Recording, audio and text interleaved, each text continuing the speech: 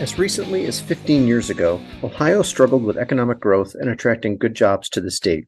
It ranked 41st in the United States as the best state to do business. Now, it's number 7. A number of factors and policy efforts contributed to that change, but, as this episode's guest explains, reliable and cost-effective energy was and remains essential. You're listening to Energy Solutions, a podcast from the Electric Power Supply Association.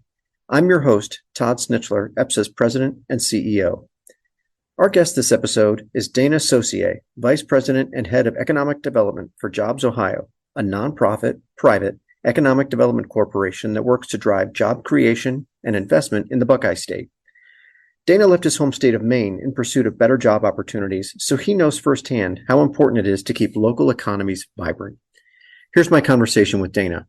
We talk about what businesses and employers look for when choosing what areas of the country to invest in, and how Ohio's strong foundation of competitive and reliable power produced and generated in-state can be a deciding factor.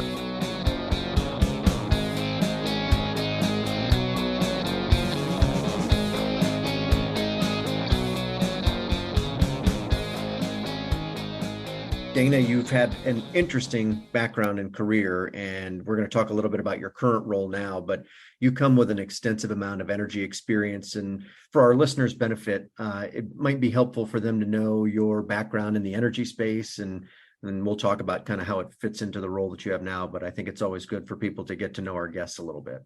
Yeah, thanks, Todd. No, it's great to be with you, and thanks. I'll be short. My backgrounds are always more interesting to the person saying it than maybe the people hearing it. But I grew up in northern Maine, hardworking, kind of French-speaking, close-knit community right on the Maine-Canadian border, little town Fort Kent. Attended the University of Maine. I think if you were to visit Maine from a business perspective, a lot of old economy jobs, logging, paper, pulp, fishing. Of course, tourism with Acadia National Park, all those kind of things. But, and that actually played a role in eventually leaving the state and coming to Jobs Ohio. But it was a great place to work. And I held most of those kind of jobs. But what I soon came to realize was that they were, very difficult, and some were in kind of survival mode with offshoring of manufacturing to overseas. And had an opportunity to look at some oil and gas jobs. My dad at the time was head of International Paper's energy procurement group. But he, at the time, gas was deregulating. And so a lot of exciting things and growth were happening there. Mm-hmm. So as a small town kid, I flew to Houston. It felt like I was going to outer space, and the city was overwhelming. I had an opportunity to come and interview for a job in Ohio. And it just seemed more to fit my background. So I left my home state and joined at the time, natural gas supplier to large industrial companies. It was soon acquired by a larger conglomerate, and I spent the next 13 years kind of in the energy. And then along the way, power deregulated. So I did things like power trading, gas trading, long-term origination, risk management, asset development. And then along the way, I decided to leave, and I founded my own energy company. And we did power and gas supply to large industrials all the way down really to the consumer level. We had about $350 million in revenues. We served about 150,000 customers throughout a number of states. Grew that over 10 years, and then I was offered an opportunity to go work at DTE Energy Trading up in Michigan. And help them turn around and grow some assets. And then Jobs Ohio came calling early days of the Utica Marcellus, and they'd asked if I'd be interested in kind of taking what I knew and helping the state grow its prosperity and figure out how to, leverage this new oil and gas opportunity for the state. And so I had a chance to join a special team at Jobs Ohio. And, going back to why I left my home state, it had always bothered me that I had to leave my home state to kind of pursue a great career. Mm-hmm. And so I saw this, Todd, was as a way to kind of give back, leverage what I know, but also give back to a state that's really been great to me and my family, and helping to not just have a great career, but also to have a great quality of life here in Ohio. And I know you, as a fellow Ohioan, know that firsthand. Tell us a little bit about Jobs Ohio. For those that don't know, it's a kind of a not kind of it's a one of a kind economic development driver for the state, and you've got a very important role there. But for those who don't know about Jobs Ohio, can you kind of give us the nickel tour about what it is and how it works? So just to set the table, Ohio is, really a manufacturing powerhouse globally, dating back to the Rockefeller era, and Yeah. with industries like steel, rubber. But along the way, had been really hardly hit by offshoring and things like that, and it quite frankly had kind of lost its way, and at one point, like about 15 years ago, was ranked number 41 in the U.S. as best states to do business. So not a great stat. Mm-hmm. And so to the previous governor, Governor Kasich, John Kasich's credit, and I think, Todd, I can't remember if you were in the legislature at the time, but you had a hand in this as well. But there was an intent to really chart a different course for growing, prosperity in Ohio. So he, along with the legislature, you included, wanted the state to really kind of move at the speed of business. And so they decided to take a fresh approach. So they privatized economic development into a private not-for-profit. We have a nine private board member group that oversees Jobs Ohio. What is also different is we established 10 industry sectors. It wasn't meant to be everything to everybody.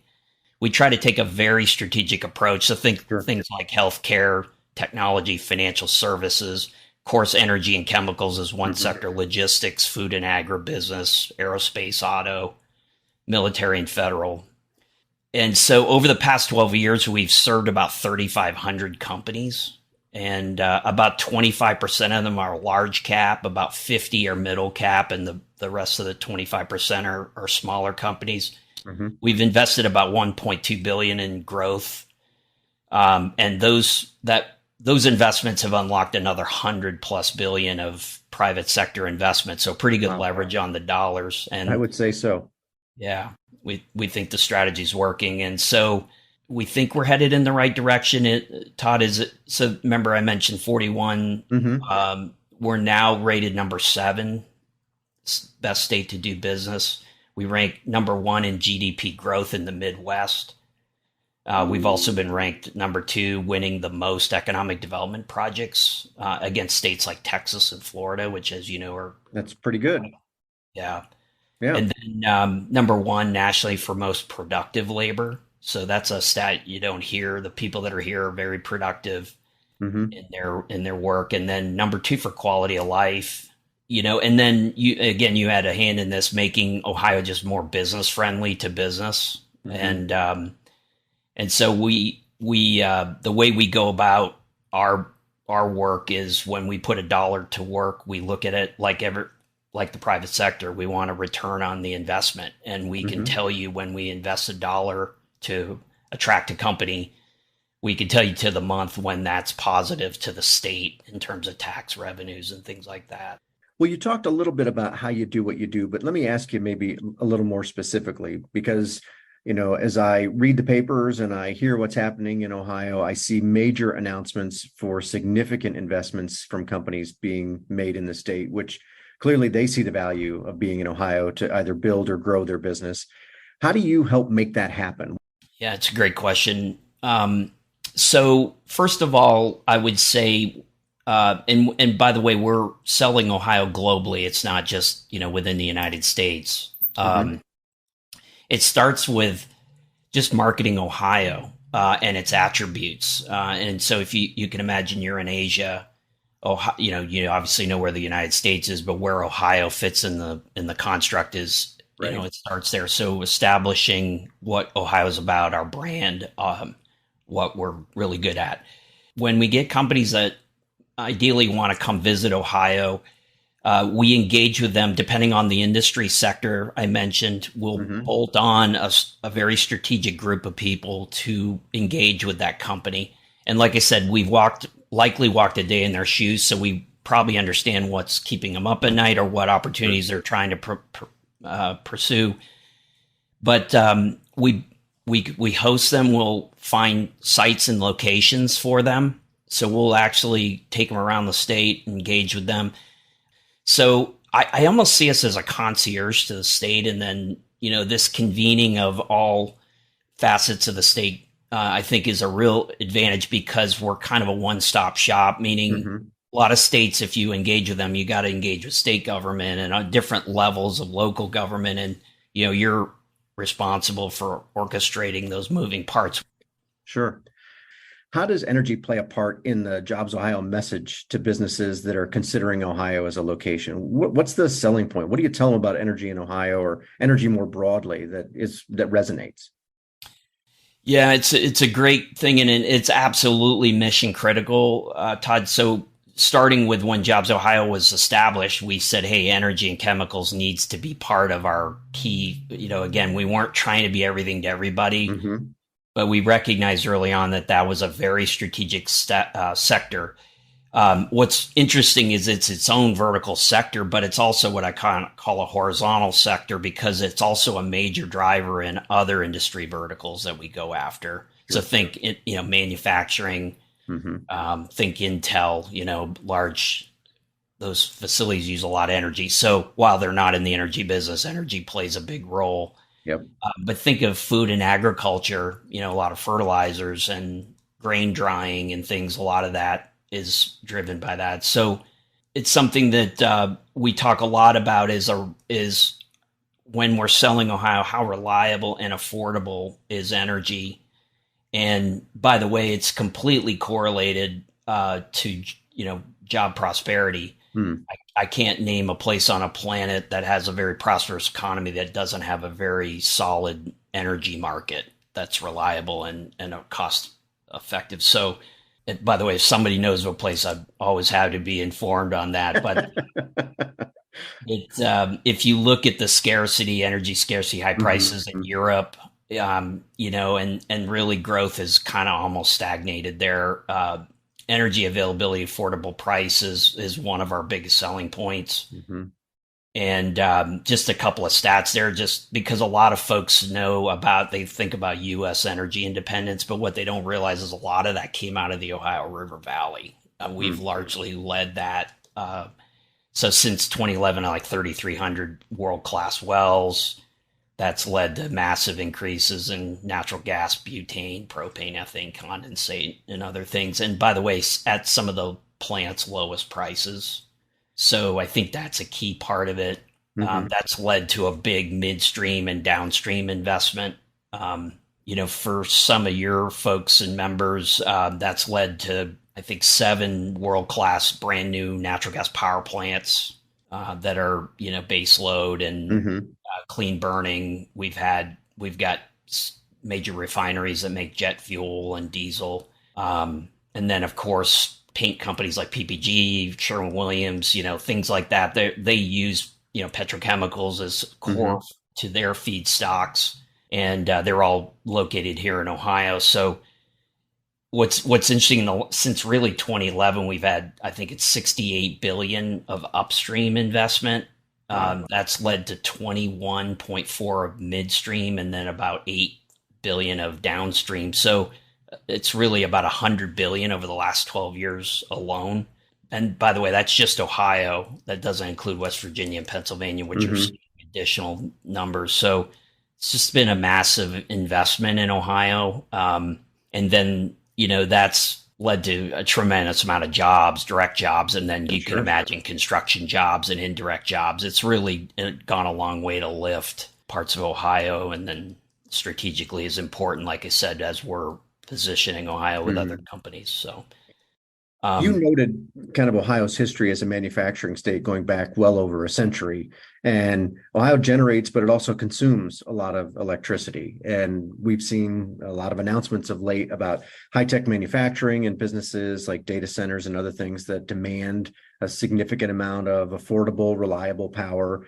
What's your pitch, or what's Ohio's pitch to those businesses? And by that, I mean, we often hear a lot about southern states that are vertically integrated, and that's the best model, and the companies just love to locate there. But I think recent experience suggests that that's not maybe the rule of the day anymore. So would you agree with that assessment? And kind of how do you guys position Ohio when it comes to energy for those types of businesses?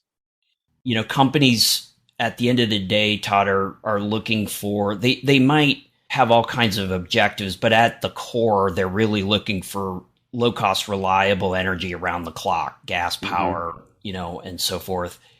And it's really critical. Now, they may also have, an interest or objectives around renewables and things like that. And that's very important to some companies. Some companies, it's not as important, as you can imagine, varying degrees but at the end of the day, what is typically key is they have to produce their products and stay online around the clock. And so it's a balance. And so what companies are looking for is, you can imagine, again, the feedstock, whatever, if it's power, gas, they want to understand how reliable it is. And that's, not just the upstream supply, but also the transmission and distribution infrastructure, many of which are looking for redundant feeds so that at any time they can cut over, from one feed to another if something were to happen. Reliability, I think those are all questions that they just don't want to suffer any downtime. The other strategy, so that has to be there. I don't believe we would be growing like we are if those facets weren't there. The other factors, though, are still important. And so we have to engage, and we do have renewable activity here, solar and wind and other things. We still have 2 nuclear power plants. It's a balance, and across, we're not all in on one thing. We have a very reliable mix that, like, you invest for retirement, you don't put all your eggs in one basket. And I think that's been great. And I think Ohio has struck, Todd, a very unique balance where you've got, in one regard, some of the lowest cost hydrocarbons, and yet vibrant renewables projects and other things, in development. And so there's really something for everybody, if you will. And it's all being done in a competitive marketplace. And then specific to that, one thing I would say is that in vertically integrated markets, where it's a monopoly and you have one place, you have limited choice. It's just always struck me as odd that in a world that wants, consumers want choice, to have one all-knowing company make decisions for its consumers, and also be the lowest cost and most innovative, just seems draconian to me. And so Ohio enjoys a pretty vibrant, competitive market. You can, as an industrial company, as for example, come in and you can hedge, you can structure your supply, you can buy from whoever. You can, if you want to hedge off peak or hedge on peak, or you want to, have a mix of risk management strategy, you can really build your own energy supply mix that meets your needs, as opposed to being dictated to at all levels. Of course, our transmission distribution is still regulated, so there are some limits there. But, and by the way, there's a lot of third-party retailers for companies that aren't used to deregulation. There's a lot of companies that will happily consult and advise you as an industrial on what's the best decision, much like a financial planner might for someone personally. Dana also pointed out that Ohio's economic growth hasn't come at the expense of environmental progress. Emissions have dropped significantly in the state, more than 35%, while its competitive energy markets have grown. What do you hear from the businesses when they talk to you about their energy demand and expectations? Let's use the example that everybody's familiar with, because it was splashed all over the news a few months ago when Intel made the big announcement that it was going to locate in Central Ohio. That's a incredibly energy intensive business. It's a manufacturing of the highest technology. They've got to have reliable power. What were the concerns that they raised, or what does, maybe you don't have to talk specifically about them, but a business like them, that they come to you and, what's the things that you hear and that you are able to answer because of what Ohio can provide? Well, again, not singling them out. I mean, I think this is inherent in a lot of industries, is that, you know how disruptive when your energy goes out at home, your whole Oh life yeah. instantly changes. Think about a business that is, limited by the same. So first and foremost, it's the things I mentioned. They want they want to know that if they put, in some cases, billions of dollars on the ground in Ohio, that the environment they're investing in is going to be there, and energy Hmm. is front and center to that. And if you look at gas lines in Europe, and you've got old coal plants being taken out of mothball in Europe. Again, not to pick on anybody, but those that's the lengths at which companies need to stay in business to Hmm. meet their shareholder and employees and customers. And so they want it. So we engage pretty in a detailed way on what that looks like in Ohio. And so we break down the deregulated energy markets, especially if they're not used to being able to Hmm. make choices. We, in some cases, will facilitate them meeting up with experts to even take it further. But we look at their load that they're requiring. We look at any Hmm. growth that they're anticipating, because many companies will come and do phase one, but there could be more phases. Sure. So we really work through that process with them. But at the end of the day, what they want to know is what's the all-in price going to look like over Hmm. time, as best you can forecast it. And then they want to know the tools are there to be able to manage it over time. And then, like I said, infrastructure wise, they want to know that Ohio's set up, and I think Ohio on the power side has a 765 kV backbone, which is, like, I Hmm. think the biggest in the It country. is. A massive amount of transmission investments have been made to bring that redundancy. We're part of PJM, which has a pretty large capacity reserve. And then, like I said, the 6 to 7, I think we have an eighth under construction now, brand new state of the art power plant that's going to take Hmm. our low cost natural gas and turn it into low cost reliable power. So those are the things, just high level, Todd, that we really work with and sell, and then we'll even, if needed, get involved in helping them implement those strategies by we'll introduce them to, in some case, oil and gas producers, Hmm. or we'll introduce them to other players that we know can help them meet their needs. And then once those are it's the property. Does the property meet their Sure. needs?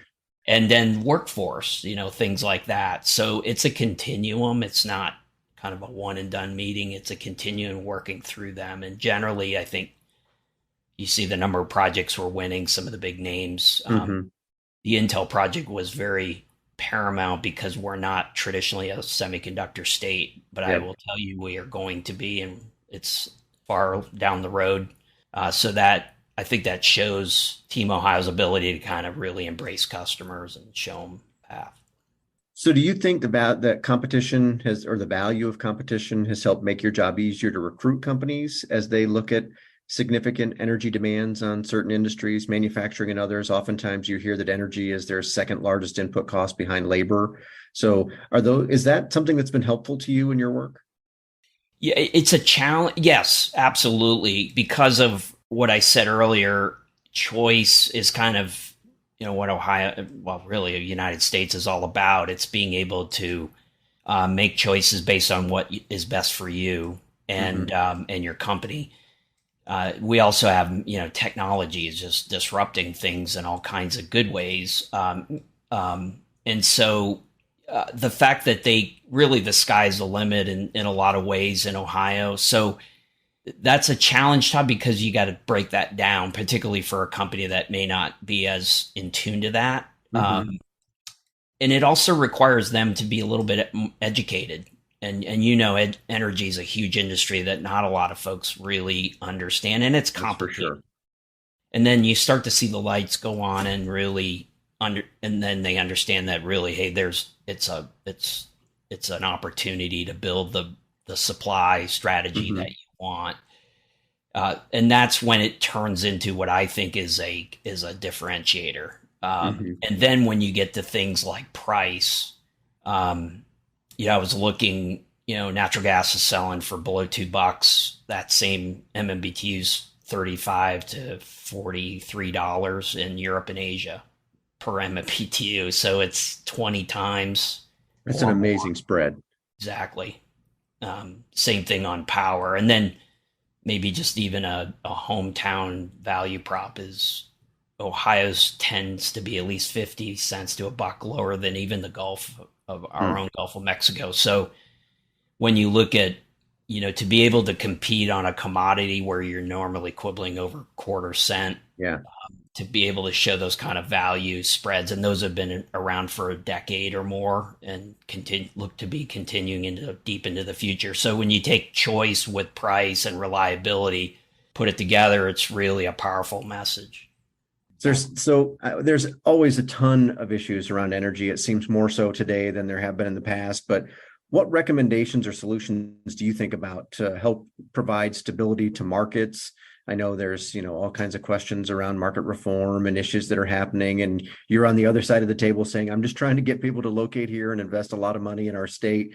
And energy is an important component. So what do you see as, challenges? And then what would you recommend to enhance your efforts to encourage businesses to locate to Ohio? Yeah, I mean, there are challenges, Todd. It's especially now in the COVID calibrated economy, whatever that is. It's Sure. we have all emerged kind of in a different place. Energy's part of our mission, so we're going to support the energy construct that we have today. Hmm. Back to your protecting the base. So we're going to work with our energy and chemicals industry vertical. Um, and by the way, their supply chain. So we make natural gas pipe. We look at all Hmm. those facets too.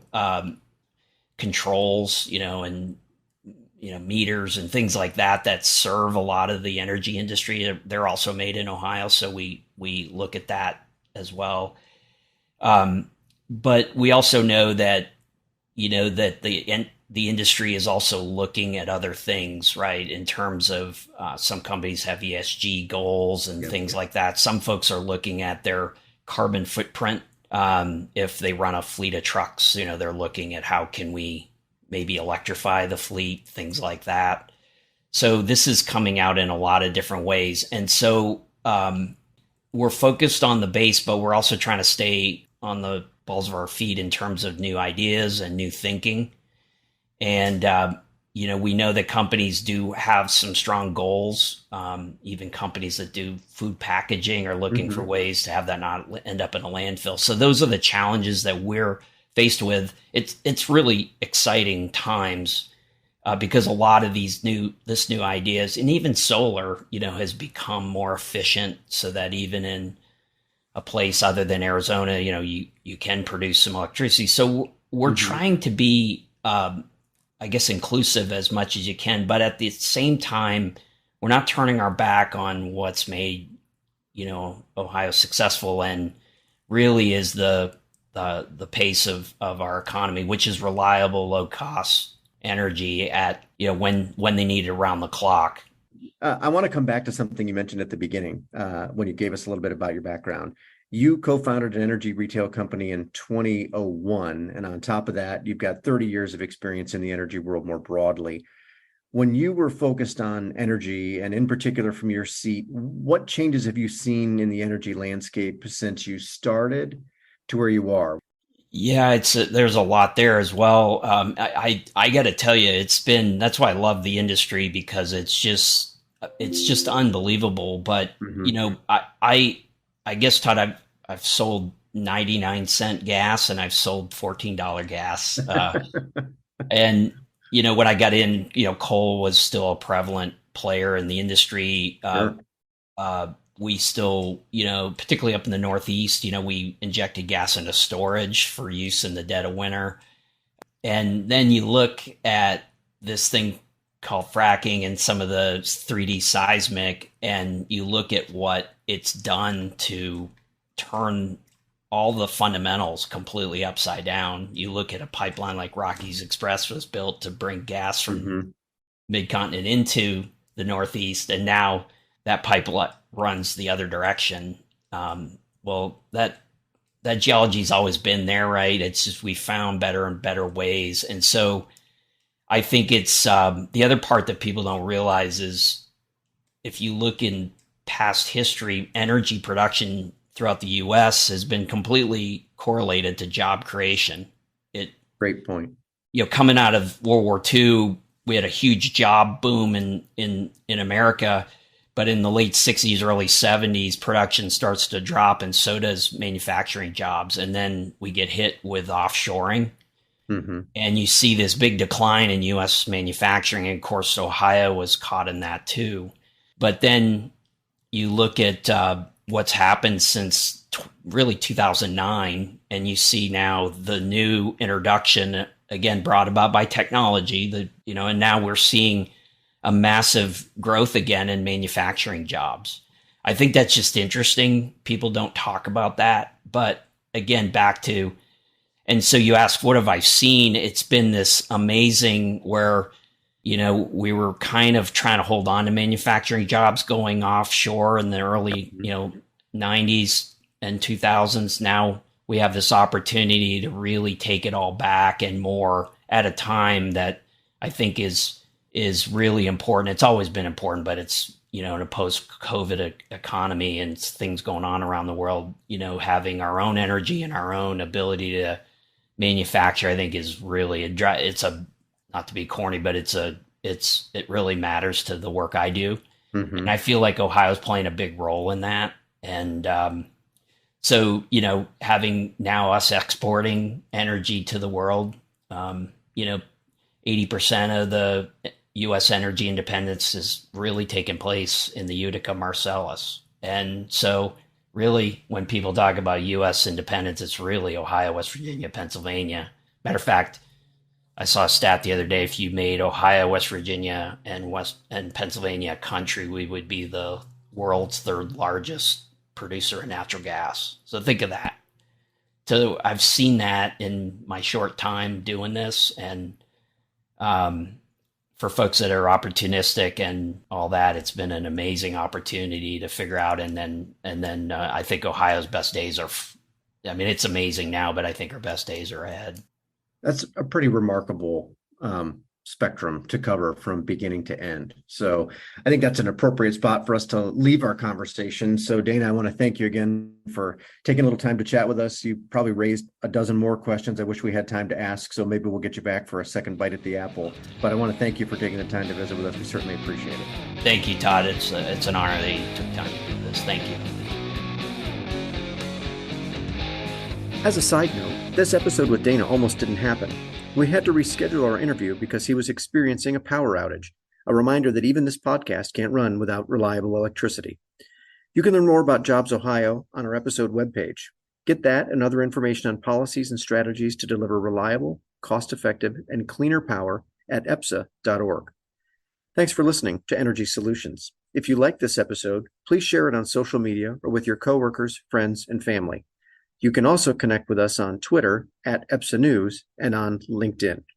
And subscribe, follow, leave a rating, or comment on Spotify, Apple Podcasts, Pandora, Google, or wherever you listen to podcasts.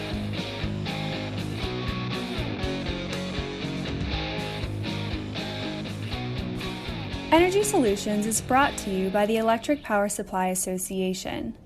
EPSA represents America's competitive power suppliers, which bring about 150,000 megawatts of power generation resources to customers throughout the United States.